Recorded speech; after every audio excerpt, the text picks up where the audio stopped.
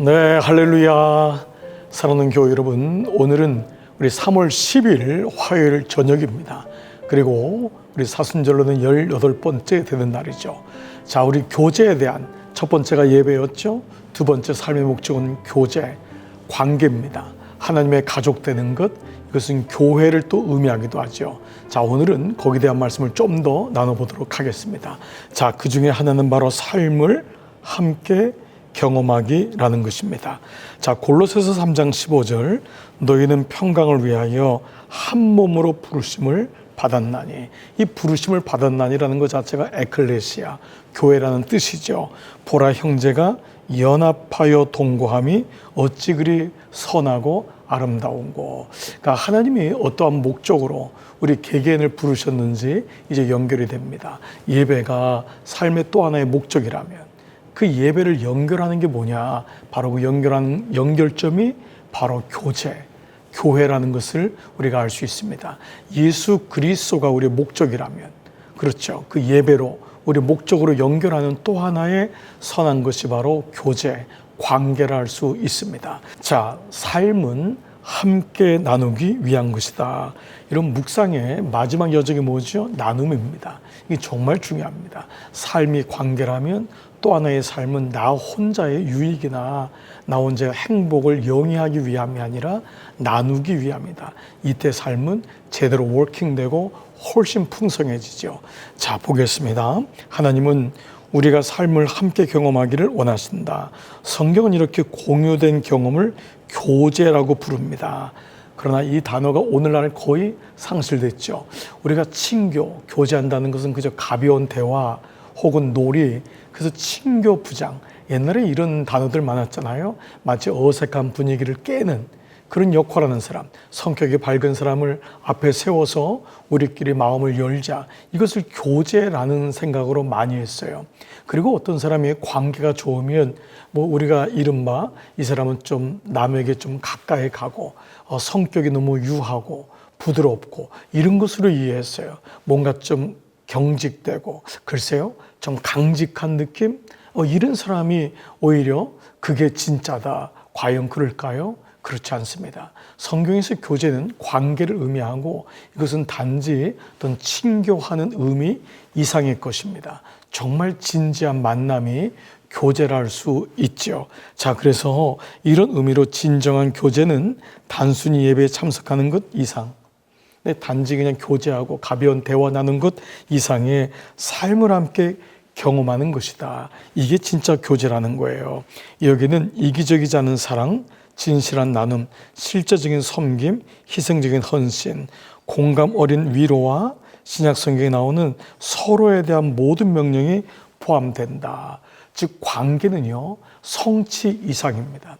우리는 성취를 목적으로 해서 관계하는데 사실 성취도 없어지고 사라지지만 관계는 사라지지 않죠. 그래서 관계가 인생의 정말 중요한 목적이다라는 것을 배우죠. 이게 바로 교제입니다. 자, 이런 의미에서 교제는 굉장히 그 숫자적인 거, 이 규모가 중요합니다. 보십시오.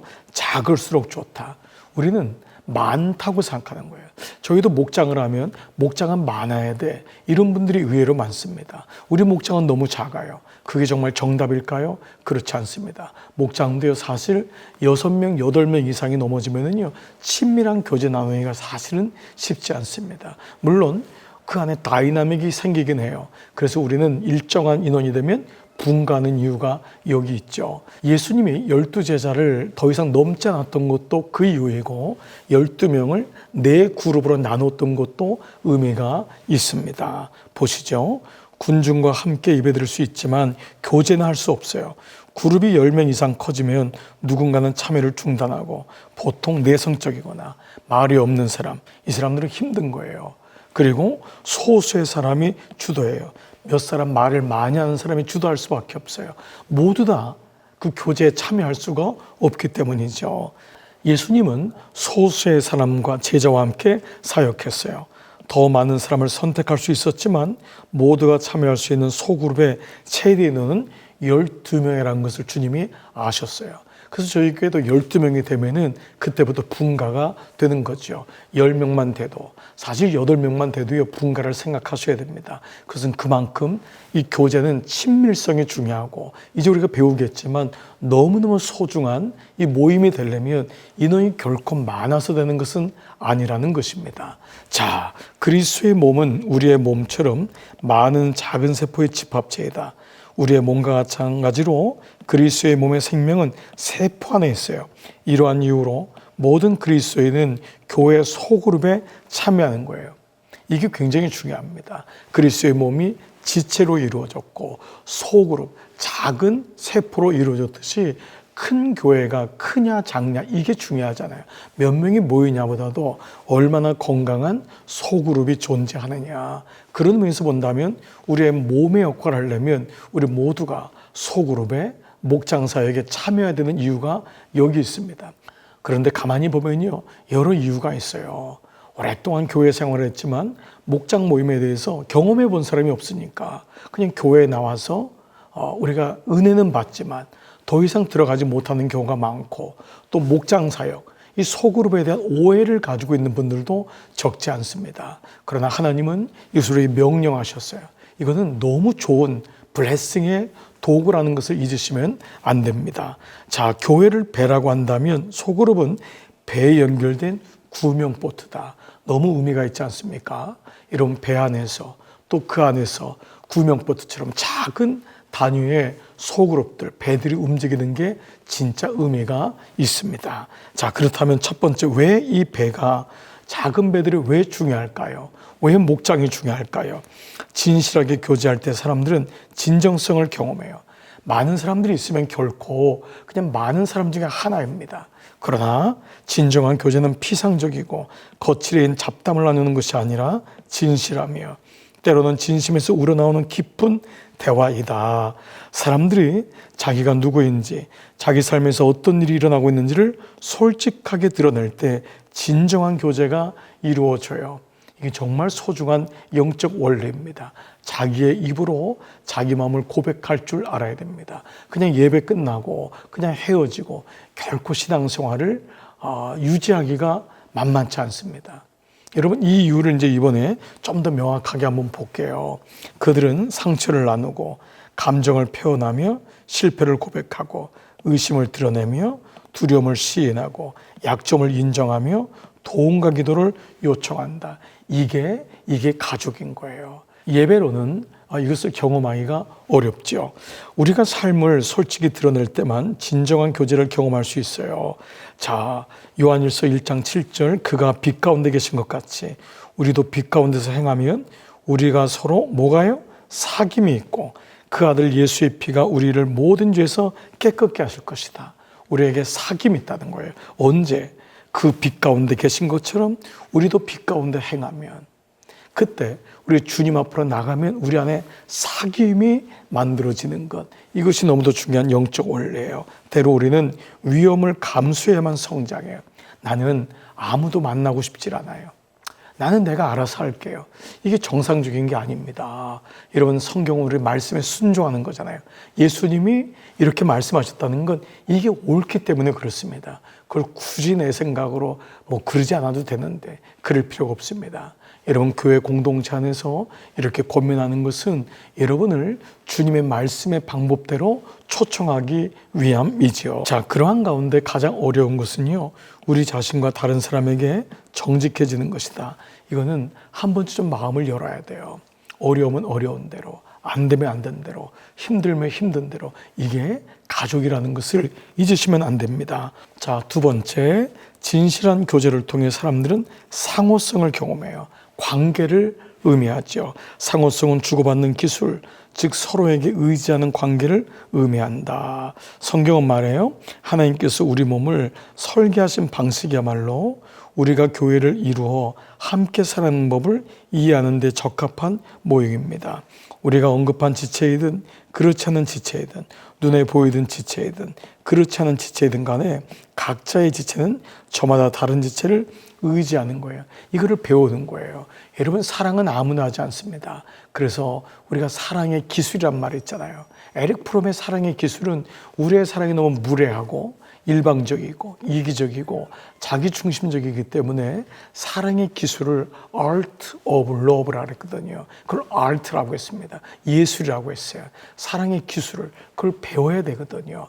이런 의미로 본다면 상호 속은 교제의 핵심이에요. 서로를 세워주고 책임을 나누고 서로를 돕는 관계예요. 함께 걷고 서로 격려하고 믿음 안에서도 굳건히 설 수 있다. 성경은 서로 책임을 지고 서로 격려하고 서로 섬기고 서로 존중하라. 서로에게가 무려 50회 이상이 나와요.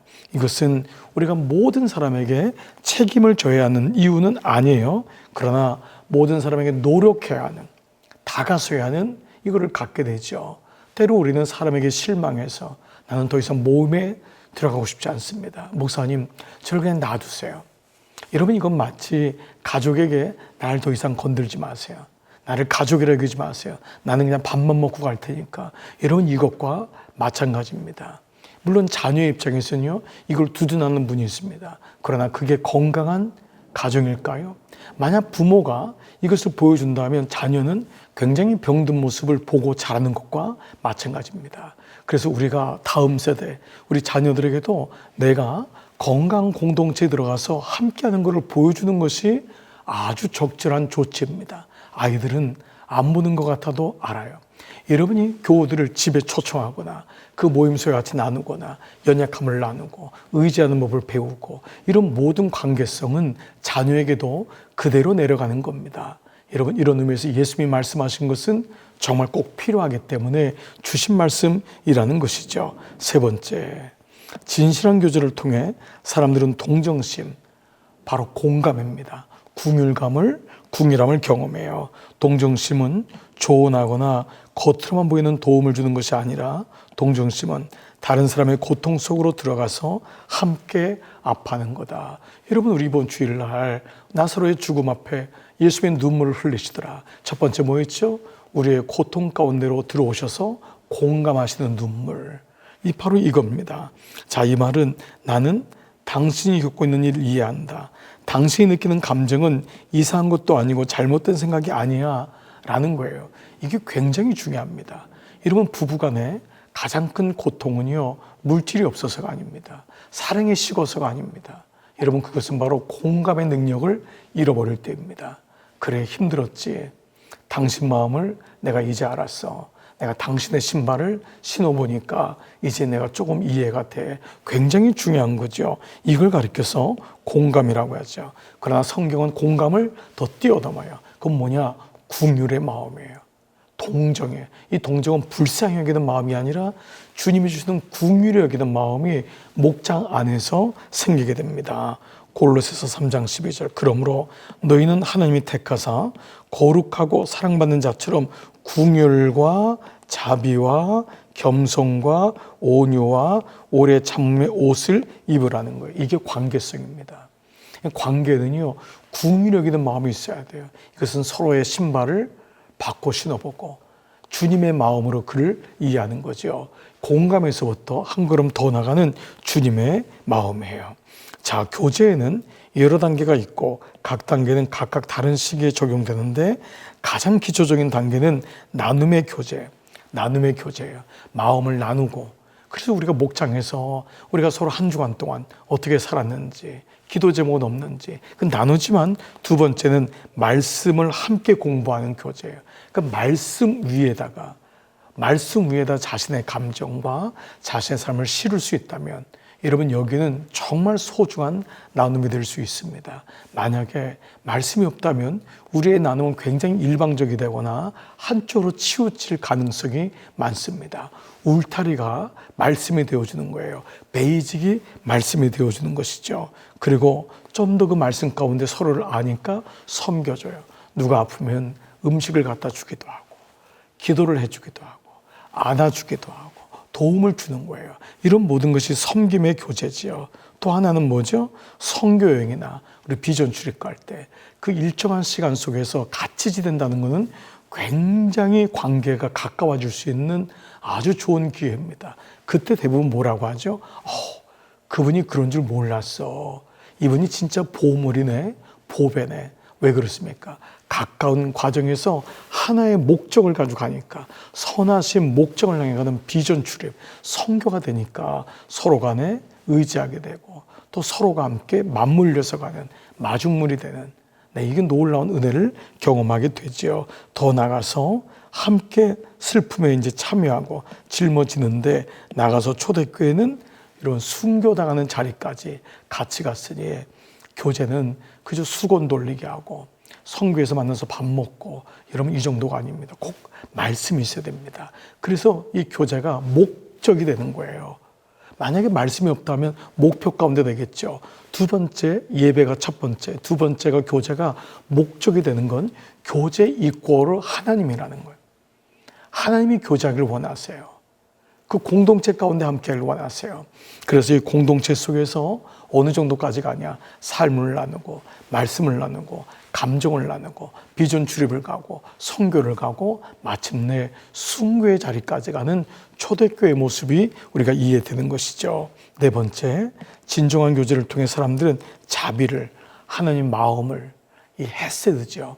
자, 교제는 우리의 실수가 드러나지 않고 덮어지는 은혜의 장소다. 무슨 말이냐면 우리가 삶을 나누고 우리가 내 마음을 나눌 때 그것이 바깥으로 퍼지지 않는 거예요. 그게 바로 하나님의 은혜로 덮어주는 거죠. 네, 이거예요. 그래서 여러분 언약궤 위에 여러분 시은좌, 그렇죠. 뚜껑을 시은자라고 했잖아요. 하나님의 은혜를 베푸시는 곳. 거기에 우리가 모든 기도의 점을 올릴 때 짐승의 피였지만 상징적이지만 염소의 소의 피가 거기에 찍을 때 7번 뿌려질 때 모든 것이 덮여진다. 그게 시은좌거든요. 자, 이런 의미로 교제는 자비보다 정의가 강할 때 일어나요. 내 의로움이나 저스티스가 아니에요. 거기 교제는 자비가, 하나님의 은혜가 덮어지는 거예요. 우리 모두 자비가 필요해요. 왜냐하면 우리는 흔들리고 넘어지는 우리가 다시 제자리로 돌아가면 도움이 필요해요. 그래서 목장에서의 나눔, 여러분 우리 교우들끼리 나눔, 양육자의 나눔 속에는 하나님의 시은좌, 거기에 바로 하나님의 자비가 있는 것이죠. 하나님이 베푸신 자비는 우리가 다른 사람에게 자비를 베푸는 동기가 됩니다. 하나님이 우리를 용서하신 것 이상으로 다른 사람을 용서하는 요구는 절대 없을 거예요. 누군가에게 상처받을 때마다 우리는 선택해야 돼요. 나의 에너지와 감정을 복수에 사용할 것인가, 아니면 화해에 사용할 것인가. 이 덮는 거예요. 우리는 예수님처럼 용서할 수는 없어요. 그러나 덮을 수는 있어요. 그리고 그대로 받아들일 수는 있는 거예요. 이거를 배워나가는 거예요. 하나님이 우리에게 모든 걸 다 용서해야 돼, 이렇게 명령하진 않아요. 그러나 관계를 통해서 덮어주는 은혜를 경험하게 되죠. 이게 바로 노아의 그 셈하고 야벳하고 함의 결정적인 게 뭐예요? 덮지 않았다는 거. 이 부분은 하나님이 우리의 가족이기 때문임을 강조하고 있는 것이죠. 자, 진정한 교제에 헌신되어 있는 소그룹의 일원이 되면 많은 유익을 누릴 수가 있어요. 이 앞부분에서 다시 한번 생각해 볼까요? 당신은 하나님 주신 마음을 복수하고 누군가에 폭로하고 여기에 에너지를 쏟고 있습니까? 아니면 때로는 이해가 되지 않더라도 덮어줄 수 있는 그러한 마음이 여러분 안에 있습니까? 여러분, 이것이 진짜 교제이고 이거를 연습하는 것이 소그룹이고 목장이고 양육자의 만남입니다. 여러분, 이 은혜가 여러분 가운데 풍성하기를 축복합니다. 자, 마지막만 읽을게요. 그리스도인으로서 절대 간과할 수 없는 신앙의 필수 요소가 교제다라는 것입니다. 만약 당신이 이런 그룹이나 모임에 한 번도 참여한 적이 없다면 정말 중요한 무언가를 놓치고 있는 것이다. 오늘 여러분, 이 목적이 이끄는 삶을 듣고 있는 여러분 중에 목사님, 저는 아직 목장에 참여하지 못하고 있었어요. 이런저런 이유가 있었습니다. 근데 저는 다시 제가 마음을 열어보겠습니다. 그리고 이런 목회실에 신청하시기 바랍니다. 그래서 귀한 목장에 들어가세요. 거기서 삶을 나눠보세요. 그리고 그 목장이 전부가 아닙니다. 또 그 목장에서 분가해서 다른 분하고도 만나보고 이게 계속해서 이어지는 거예요. 나는 이 사람들하고만 만나. 절대로 헤어질 수 없어. 여러분, 이건 옛날에 속회죠. 그래서 한 번 속회면은 영원한 속회로 생각했던 적이 의외로 많습니다. 여러분, 사실 그것은 건강한 것이 아닙니다. 일정한 기간 속에서 함께 말씀을 나누고 또 목회실의 요청이나 자발적인 반응에 의해서 우리 목장이 분가될 때 기꺼이 목자를 따라가거나 또 기존의 목장에서 삶을 나누고 또 그랬을 때도 때로 목장이 완벽하지 않을지라도 그 목장에서 다른 목장으로 또 옮겨보세요. 괜찮아요. 우리도 정한 기간 속에서 옮길 수 있다고 했잖아요. 그래서 거기서 또 마음을 나눠보고 말씀을 나눠보는 것입니다. 거기서 내가 부족한 것이 무엇인지, 다른 사람을 통해 듣는 유익이 무엇인지를 우리는 알아가는 것이죠. 자, 오늘 요점 정리해 보겠습니다. 삶을 함께 경험하기에 내 삶에는 다른 사람이 필요하다. 내 하나로는 삶이 단편적이잖아요. 여러 사람의 삶을 듣고 얘기할 수 있고 엿볼 수 있고 교제할 수 있고 덮어주는 것, 이것처럼 좋은 장치는 없습니다. 요절 말씀, 너희가 서로 짐을 지라. 여러분, 짐을 서로 지라. 그리하여 그리스도의 법을 성취하라.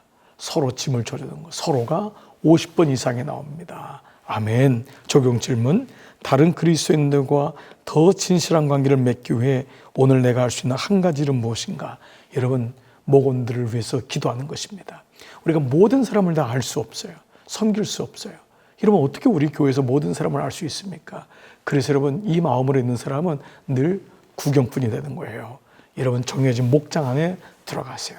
들어가서 거기서 좀 더 중보기도 하고 나눠보고 카톡으로 기도의 제목을 올리고 그 묵상한 것을 올리고 서로 또 만나서 식사하고 애찬하고 자녀들을 위해서 기도해주고, 여러분, 이것이 너무도 중요한 여러분 삶의 교제입니다. 여러분, 오늘 18번째 시간 삶을 경험하는 것, 나누는 것, 여기다 말씀을 나눴습니다. 오늘 이 말씀이 여러분에게 아주 소중한 말씀이 되었기를 주의 이름으로 축복합니다. 기도하겠습니다. 아버지 하나님, 감사합니다. 오늘 18번째 날 말씀을 나눴습니다. 그것은 바로 삶의 경험을 나누는 것입니다. 나 혼자 혹은 공동체에 대한 이전의 상처 때문에 혹은 나누고 축복하고 혹은 덮는 은혜가 아니라 무엇인가에서 폭로하고 또 분이 나고 화가 나고, 그래서 결국은 여기다 에너지를 쏟는 안타까운 모습이 인간사의 모습입니다.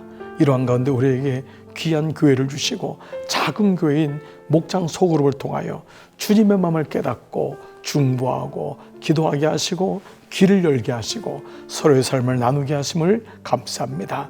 특별히 우리 교회 105개 목장을 주님의 이름으로 축복합니다. 하나님, 목장마다 세우신 목자들에게 은혜를 베푸시고 목원들 모두도 나눔과 교제의 축복이 하나님 날마다 충만케 하여 주시옵소서. 감사하옵고 예수님의 이름으로 기도드리옵나이다. 아멘, 아멘. 네, 여러분 고맙습니다. 오늘 하루 이런 평안하게 안식하시고요. 내일 이 말씀을 오늘 아침이나 낮에 듣는 분도 오늘 목장을 위해서, 속으로 위해서 이런 기도하시는 한 날 되시기를 주의 이름으로 축복합니다. 여러분 수고 많으셨습니다. 안녕히 계십시오.